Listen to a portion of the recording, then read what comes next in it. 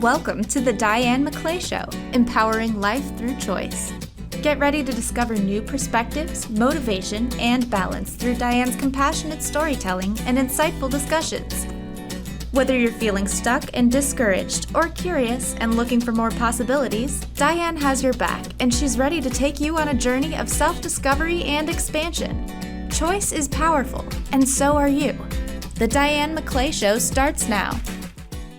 Good afternoon, everybody, and welcome into another Friday on the Cornelia Stephanie Media Group on Transformation Talk Radio. I'm your host, Diane McClay, and we're here to help you empower your life through choice. I'm so happy and excited that I get to have an encore feature with our new Transformation Talk Show radio host, Dr. Kate Steiner, who just talked to you about recovering from burnout. Today, we are going to extend that conversation and help you back away from burnout and start to recognize signs of getting there before you're actually there, so that you can use choice in your life to create freedom, create a stress-free life, and work in an environment that actually feeds you rather than takes away from you.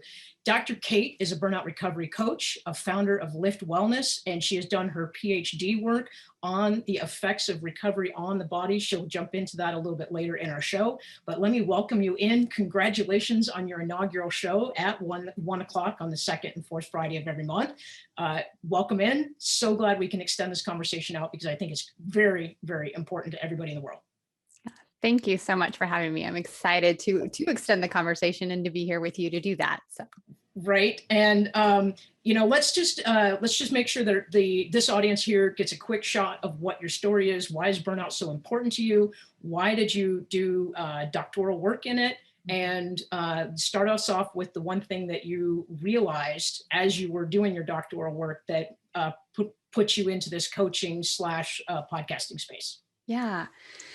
So I think the piece that kind of had launched me into, the coaching space and the podcasting space and those kinds of things came this past year, which was a couple of years after I finished my dissertation and work and thankfully to the pandemic and being, sent to work from home for a little while, I had some space to just kind of look back at things and rediscover my dissertation and the model I developed with that work and really looked at it and was like, this makes a lot of sense as far as a change process for possibly individual coaching, and realized that it was something that more people need to hear. So, and that was something that my dissertation committee told me when I defended my dissertation and whatnot. They're like, don't let this sit on a shelf, do something with it. You need to do something with it. And I let it sit on a shelf for a couple of years, but I got around back to it. So they can be proud of me that I am doing something with it. And it started with the coaching space, and then wanting to help more people, and helping more people means that I need to be more visible and more people need to hear about it. And so that started with being guests on other people's shows. And then I realized that I wanted to tell my own story. And so starting my own podcast made the most sense. And I'm just so excited that the support of, the Cornelia Stephanie Media Group is there, and that I'm able to be a part of Transformation Talk Radio now to do that. Well, and I'm so glad that even though it sat on a shelf for a little while, I'm so glad that you dusted it off, because I think for a lot of people, like you said in your previous show, a lot of people think I can handle this, I can get through it, it's not that big of a deal, everybody stresses out. But I think what we don't realize is how those feelings and then ultimately the chemicals in our body aggregate over time. Mm-hmm. And if we really truly don't find a way to reset and to rejuvenate, I would imagine, and perhaps you can speak to this, that it actually accumulates in the body, in the soul, in the energetic field, in the physical realm. And each time we kind of touch that burnout space, I would imagine it actually gets worse. Would you agree? Yeah, absolutely. So I talk about it in almost like a snowball effect. And when we don't give ourselves the time and space to recover, as we continue to encounter burn event after burn event, then it builds up in the body, and it's toxic really. Right. And it can cause a lot of physical ailments. It can cause, emotional stress. It can, if you are someone who struggles with depression, it can impact you in greater ways with anxiety and depression and those kinds of things. So yeah, so it's definitely something that just can build up and culminate into, a place that you don't want to be. Right. And I was listening to your first show, and one of the things that you really highlighted is one of the steps for people to start backing away from recovery is, first of all, to understand what's missing. Mhm. Second of all, to create some space and allow themselves to step back. But I heard you also say, talking that it's really important to create intentional recovery moments or spaces. And Yeah. choice is one word on my wall that's crazy important to me. You and I bonded over that off Yeah. air. And then the courage to do something different or to step away from something is also very important to me. So one of the things I want to share with my listeners, and I always do this in my show, is that nature is my way of intentionally resetting. Yeah. And I have, I've said, I don't know that anybody retains a stressful state when they stay in nature for a while. You might be stressed when you come in, but for me, when I'm on or near the water, and I know Jacob's got some photos he's going to roll for our viewing audience.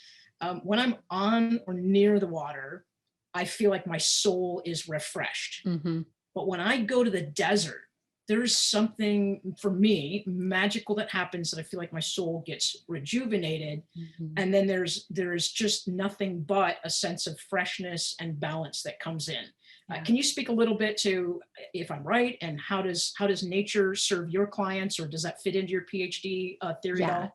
Absolutely. So it fits in completely. And I actually, I use nature or connecting with nature almost as a prescription to, as part of the recovery process. And, as simple as like step outside of the building that you work in all day long and just put your sun up to the sky. Not your sun up to your face up to the sky. That makes more sense. But you can put your sun up there too. You can put your sun up there too. you know. Humor is also an important part of the recovery process. So laughter is great. For me, it's definitely a connection with water. And so, being in a body of water, dipping my feet into water at the beach or something to that effect, I'm able to almost kind of fake myself into that feeling by using my hammock in my backyard. So still being out in the sun and then allowing the hammock to just kind of rock as though the ebb and flow of a wave is one way that I'm able to find that intentional space, even if I can't get to a body of water in that moment. So yeah, absolutely. I think nature and being in nature, even just for a few minutes, is incredibly important to our recovery. I'm a word nerd, and well, maybe you don't know that, but you do know now. I was a park ranger for 23 years, and we always used to kind of joke about how when people would come to the park, we had to be aware of the fact that they were under the influence. And I don't mean of alcohol and drugs, but they're under the influence of the drive, the stress, how the kids were acting in the car, what their expectations are. Maybe they wanted a campsite by the river and that one's not available. And now they get the only one left next to the dumpster or the shower building. And so when we were training our staff, if we could train our staff to realize that everybody is coming to our campground or our park to recreate, to literally recreate themselves and their experience in the short period of time that they have on their weekend. It's our job as park rangers and park ranger staff to receive them as they are, and then to provide an experience for them that allows them to transform into what they need to be, or at least a piece of what they need to be, in order to go back into their busy lives and busy workplaces. And so literally, if you think about that concept, that even just taking a moment and stepping outside of your cubicle or outside of your kid's playroom or outside of your house and just closing your eyes, and as you said, just breathing some space and energy in, it's very hard for the body to sustain that stress of the burnout, right? Yeah, and that's critical. Absolutely. Even if we don't make the mental shift right away, just giving the body a break speaks to some backing away. Can you Yes. elaborate on that a little bit, or Yeah. give some other So, I mean, techniques? when we think about in just in general, in that stress response and in those kinds of things, when we allow the body to slow down, then our brain and our cognitive thinking and like our frontal lobe is able to turn back on. And so we're able to then make choices, make decisions, have our thought process come back to us. So often when people step out in nature, they step out or they even take a few deep breaths, they step away from their work, they find that their thought process come back to them. Their productivity is almost switches back on. And that's because you simply gave your body the space to just and release the stress. And so really anything that folks can do to do that, and say you can't get outside, there are some ways to ground yourself in those moments. And my favorite grounding activity is the 5-4-3-2-1 method. Let's take our listeners through that real quick. Yeah. So it is utilizing all 5 of your senses, and you can do it any space that you're in. You take a deep breath and then counting backwards from 5. Yeah, that.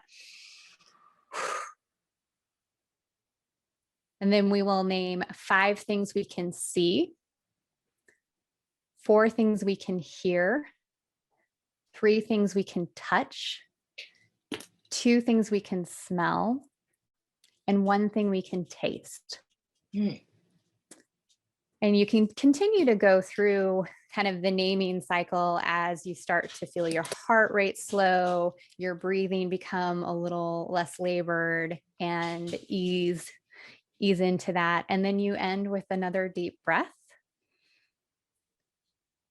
And generally you feel pretty grounded into that present moment, because what that does is it stops your thought process from thinking about what I need to do in the future, something that happened in the past that is bothering me.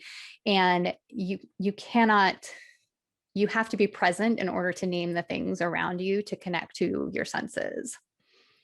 I love that. And it's funny this, you said, think of, I just thought of the first thing that popped in my head when you said name 1 thing you taste, and for some reason dill pickles popped in my head.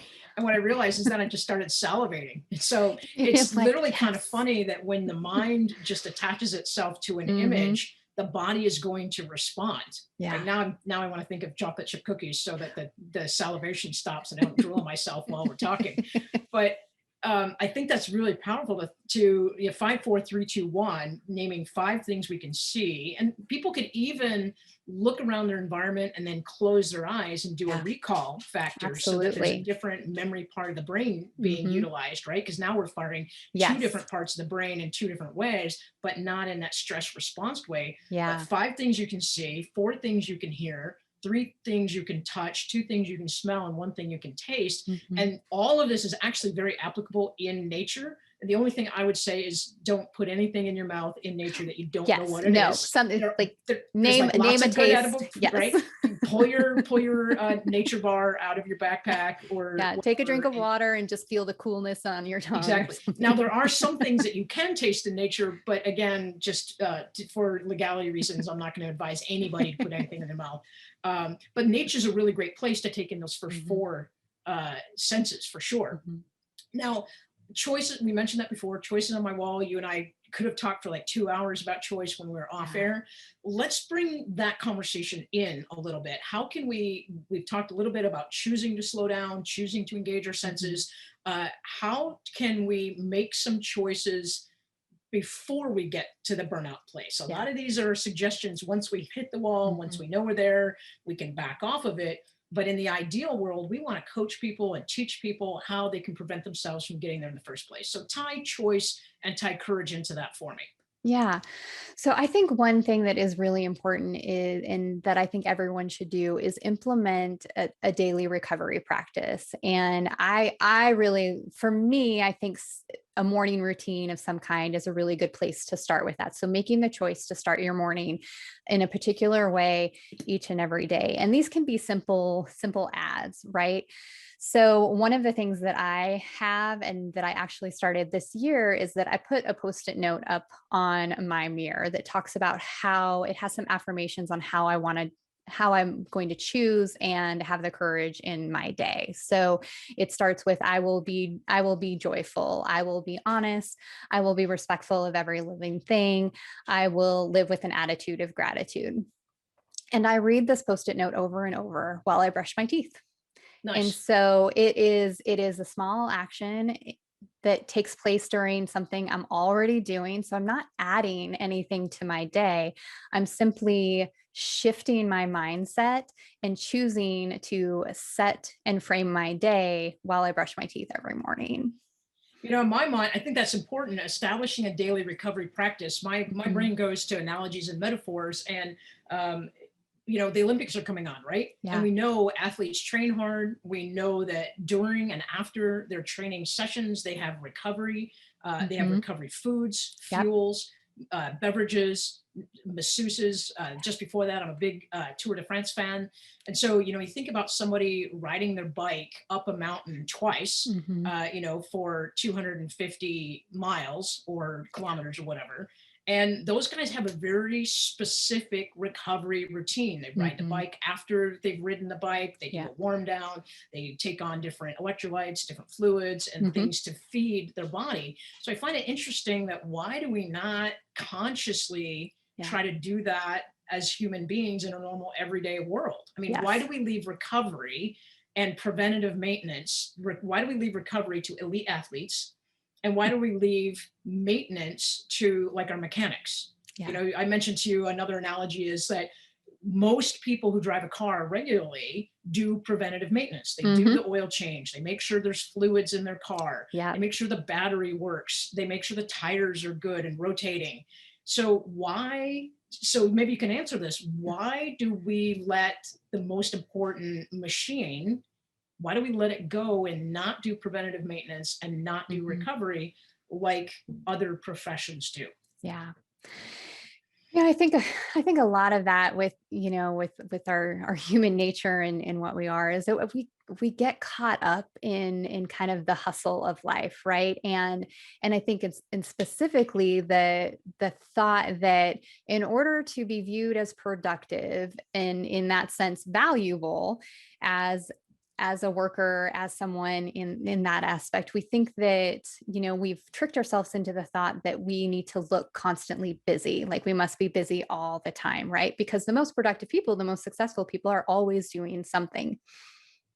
And what we forget to include as part of that always doing something is that prevention time and, rituals and routines of helping, of recovering throughout the day or helping you amp up for your day or prepare for your day are actually really productive activities. They are intentional, they are needed. And we have almost, changed the, when we think about self-care, everyone's like, oh, well, that's when I can take a bubble bath and go get a massage.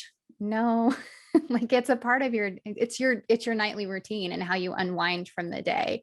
It's the routine you have when you close up your workspace for the end of the day and, turn off everything. And that's the point where you're like, okay, I'm not answering email until the next, until 8 a.m. in the morning, and setting those boundaries for ourselves. So I think changing our thought process in regard to self-care, in thinking of it as self-maintenance, as preventative care. And we do that for our physical body. Most of us will do our annual physical or, do the cancer screenings as a doctor has asked us to, and those kinds of things. But we don't always do that for like our mental capacity, maybe our spiritual connections, those other areas of wellness. And so one of the things that I really like to recommend people do is that they continue to do kind of just a wellness check in all the areas of wellness in their life, right? And that they do that, on some kind of regular frequency. I generally do it about once a month, and just checking in, like, how's my financial wellness? How's my spiritual wellness? What does my social wellness look like? How am I connecting with other people? How am I doing emotionally? What does my intellectual wellness look like? So how am I learning and growing and continuing to develop my mind? And then how am I doing with my physical wellness? Have I fallen off the rails with how I normally eat? Am I still moving my body in the way that I need to feel my healthiest self? So really thinking about all those pieces. And I do think about it in kind of a wheel in that Right. maintenance piece, right? And it's not to do all areas 100% because you like that's not mathematically available to you, but to do them all evenly so that you have a nice rounded wheel and you're not trying to move along on a flat tire. Right. I'm hearing you say, a rounded wheel and looking at Mhm. all aspects. If anybody has a designated religion or faith, we tend to go to our places of worship once a week. Yeah. That's a way to check in. Mhm. I like how you say checking in on all the other places as Yeah. well, because the one layer of burnout can start to bleed into another layer. And Mhm. choice comes in for me where you don't have to make a 360-degree change. Right. If you just said, I'm going to make one thing different today, or Mhm. I'm going to try to make today a little bit better than yesterday, I think we Yeah. have the power of choice available to us. And we tend to not think that we do. Yeah. I also liked how you said that you do your routine, your prevention routine in the morning. I think a lot Mhm. of people, they get through their whole entire day, and this is not a bad place to start. Like Yeah. before you go to bed, what are some recovery techniques you Mhm. can put in? But Mhm. why would we wait until the end of the day Yeah. to try to fix the aggregated Yes. burnout or burn moments that Yeah. might have shown up, rather than kind of putting it in strategically throughout the day, taking a Mhm. breath, having water instead of Coke, that kind of stuff. Yep. And then the other thing I like that you're saying, that, and I'm kind of thinking in my head, is that you didn't say this, but I heard it. So I'll give you credit for it. I think people should be honest with, not just say, where am I at? Oh, I'm good. But I think they Mm. should really put in a 1 to 3 scale or 1 to 5 scale and say, okay, on each of these components in the wheel, Yeah. am I at a 3 today, or am I at a 5? Mhm. Or on a scale of 1 to 10? Because I think when we're honest with ourselves and we rank something, or we give it a number, or we weight it some way, if you have 3 things like, my finances are kind of screwy, and my faith is kind of Mhm. screwy, and my freedom is kind of screwy, then you can say, which of these 3 is most important for Yep. me to attend to today, right Mhm. now, this Mhm. moment. But I think if we stay in the vague world with like, I'm good, Yeah. I think we have a tendency, and tell me if I'm wrong, I think we have a tendency to sort of whitewash it and make ourselves Mhm. feel like it's Yeah. okay. Well, I'm not as bad as so and so, or I'm Right. not as bad as that. Therefore, I don't have to do the work. And I think the challenge is, let's be honest, give yourself a scale, a number, a weighting system, prioritize it. Mhm. And then you can actually maybe even chart it out and say, Yeah. last week I was at a 3 with this. And 2 weeks from now, I hope to be at a 3.4. Mhm. Would you agree? And do you want to Absolutely. comment Yeah. on And I that? actually, utilize an assessment that is charted like that. You actually like fill in your wheel and you color in where you're at in each aspect and, according to a bunch of different questions. And I think that scaling it out is a great way to do that. And it keeps us from, one using I'm good, which is not actually a feeling word. So it's not the best definer of like, how are you feeling? Yeah. So I know you have a lot of tools, techniques, a lot of exercises that people can find you at. You also have, next Friday, you have a pay as you can opportunity for all of our listeners. Can you speak to that? Jacob's going to put the website up for people to see, but talk a little bit about that. And then let's let people know how they can work with you and get to connect with you. Yeah, awesome. So I would love for everyone to sign up for this workshop that I am offering. It's called Feeling Crispy, Rekindling Your Joy and Passion. And we are going to spend 90 minutes together really digging into what is burnout? What does that look like for you? What are named burn events that you can name? What does your wellness look like? It will actually provide the assessment that I use as part of the workbook for that. And then we're going to work together to implement a recovery plan. So, what does your own unique recovery formula look like? And how do we implement that? And so, there's the opportunity to pay for the 90-minute workshop, and it's a pay what you can workshop. I So, love that. Yeah, so it's open to everyone. And then there's an opportunity to have a special hour-long session with me to really dig into your plan for $25. And Wow. we can continue to work together in that aspect. That's a limited opportunity. So you want to make sure if you're interested in that to sign up as soon as you sign up for the workshop. Right. Let's just say the website, it's https://bit.ly /capital feeling so F, C, and R are all capitalized, feeling crispy rekindle. And we'll have the link at the end of the show on my website as well as your website. Awesome. This has been awesome. I hope we can have another conversation again. Would love Let's that. let people know, tell people when your brand new show is and how they can connect with you on your website or how they can get a hold of you to manage their own burnout. Yes. So the new show, so from Burnout to Recovery with Dr. Kate, is every second and fourth Friday at 4 p.m. Eastern, 1 p.m. Pacific time. Would love to have you join me there. I will have guests joining me to talk about their burnout recovery, and we will always end the show with our own recovery moment. And if you would like to learn a little more about me or connect with me, please visit liftwellnessconsulting.com. Awesome. Dr. Kate, thank you for being with us. And people can tune into the Diane McClay Show to learn more about how to empower their life through choice and through courage right after the Dr. Kate Show. Dr. Kate's at 1 p.m. Pacific and my show's at 1:30 Pacific. And always, we are here for you. We are learning with you. We are growing with you. And our goal is to support you. I'm old school. If you liked what you heard, send me a text with burnout. Put burnout in the text and text me something about what you liked about the show or what you'd like to learn at 503-317-8072. You can always find me at dianemcclay.com and stay tuned for my other show, the Shift Podcast, Perspective and Our Power to Change, which is on the first and third Fridays of the month on Transformation Talk Radio and the Cornelia Stephanie Media Group at 12:30. I'm Diane McClay, reminding you to empower your life and empower your choice. Thanks for being with us.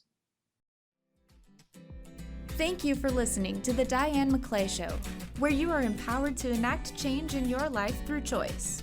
You know that little voice in your head that's been telling you to pursue that passion project? Or maybe it's been screaming for you to go outside and explore the great outdoors. That voice is you, and you deserve to be heard. Listen, make a choice, make a change, and watch yourself grow. For more information about Diane or to work with her personally, visit dianemcclay.com.